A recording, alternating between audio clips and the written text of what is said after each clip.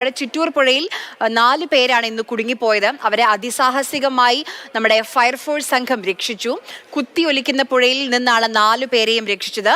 മന്ത്രി കെ കൃഷ്ണൻകുട്ടി നേരിട്ടെത്തി രക്ഷാപ്രവർത്തനത്തിന് നേതൃത്വം നൽകി.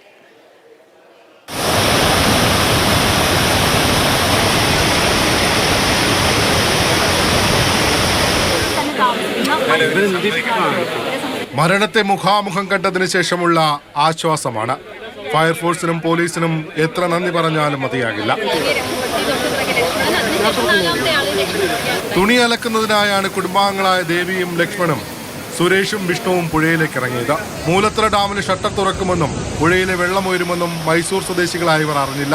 സെക്കൻഡുകൾ കൊണ്ട് വെള്ളം ഉയർന്നു. വൃദ്ധയടക്കം എല്ലാവരും പുഴയുടെ നടുക്ക് കുടുങ്ങി. ചുറ്റും കുത്തിയൊലിക്കുന്ന ചിറ്റൂർ പുഴ. കാൽ വെള്ളത്തിലൊന്ന് എടുത്തു വെച്ചാൽ ഒഴുക്കിൽപ്പെടുമെന്നുറപ്പ്. കഴിയാവുന്ന അത്ര ശബ്ദത്തിൽ അവർ ഉറക്കെ നിലവിളിച്ചു. പിന്നീട് കണ്ടത് സമാനതകളില്ലാത്ത രക്ഷാപ്രവർത്തനമാണ്.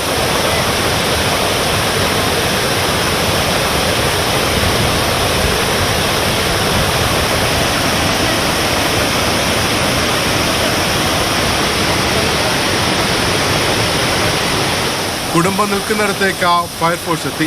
വടം കെട്ടി ഓരോരുത്തരെയായി കരയിലേക്ക് എത്തിച്ചു.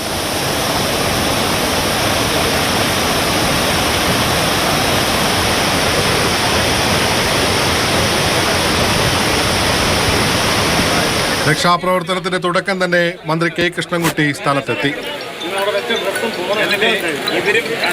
പല പുതിയ പല ഉണ്ടാക്കി വിൽക്കും.